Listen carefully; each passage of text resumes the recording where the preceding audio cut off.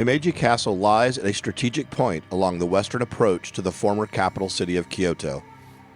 It is called the White Heron Castle, a moniker it has earned from its white facade. Like a guardian angel, it has stood watch over the pages of history, witnessing the rise and fall of empires, yet remaining untouched by the hands of time. There are stories of shoguns, samurai, and even a ghost story that has been made into a film. More importantly for us, it is one of Japan's 12 remaining original castles, and perhaps its most beautiful.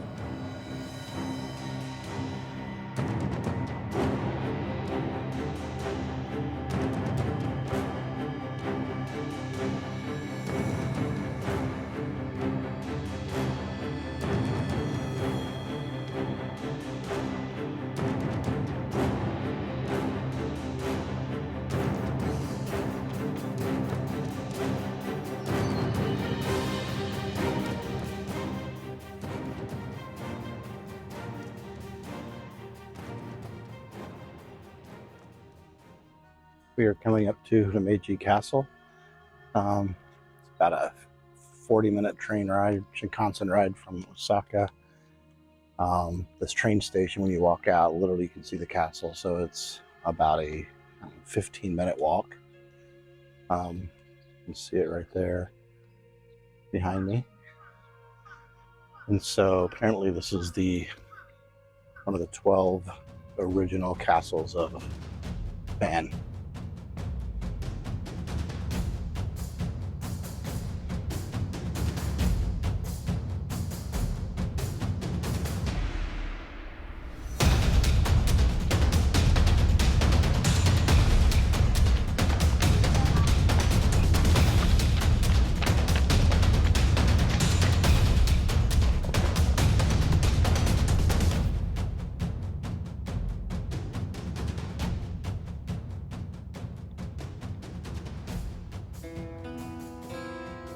Himeji Castle is 500-600 years old. In 1609 is when it was finally completed, and has never been destroyed by an earthquake, a fire, a battle, or anything. So it makes it one of the rare, completely intact castles in Japan. And so I wanted to do a comparison between Himeji and Matsumoto and just see the differences between the two.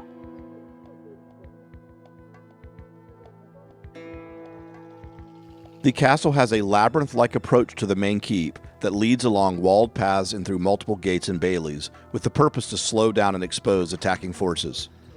At the heart of the complex stands the main keep, a 6-story wooden structure. It is one of only a handful of castle keeps in Japan that featured winged buildings, adding complexity to its appearance.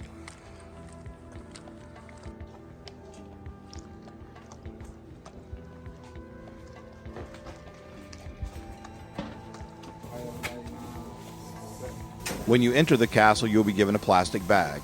It is for you to store your shoes during the visit. Be careful of the doorways since they are very small and you might hit your head if you aren't careful. Once you enter into the lower floor of the building, you climb upwards along a series of steep, narrow staircases. Each level gets progressively smaller as you ascend.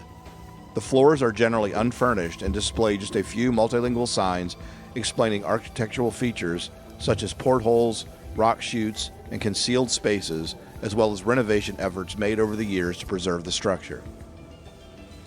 The floor plan of the castle is very complicated, and it might be hard to navigate inside the castle unless you follow the marked route. Little alleys can be deceiving, and the castle has many gates, secret rooms, and tunnels. There are also 1,000 different holes in the walls. These are part of the defense system of the castle and were designed so the residents could shoot the intruders. No one ever attacked Himeji Castle, so the highly complex defense system was never actually tested. The topmost floor houses a small shrine and lets visitors peer out in all directions, down over the roofs, the maze-like defenses, and out across the city of Himeji.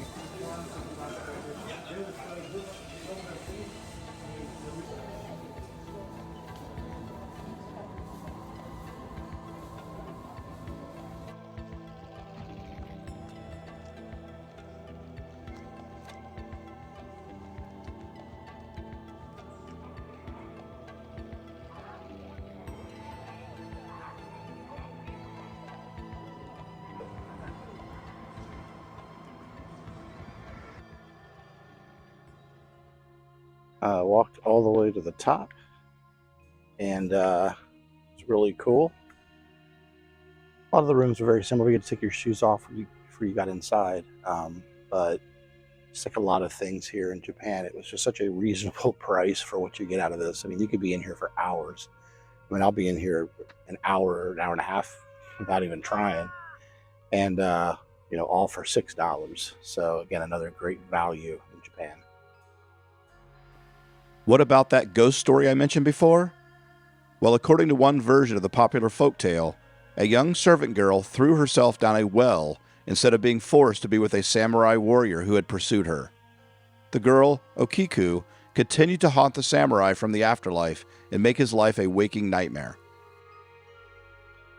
The story says she would often crawl out of the castle's well and creep out castle dwellers with her pale face and long, wet hair. Sound familiar? The movie The Ring is based loosely on this story. So this place is giant. I mean, absolute giant complex. Cost 1,000 yen to get in, so maybe under $7.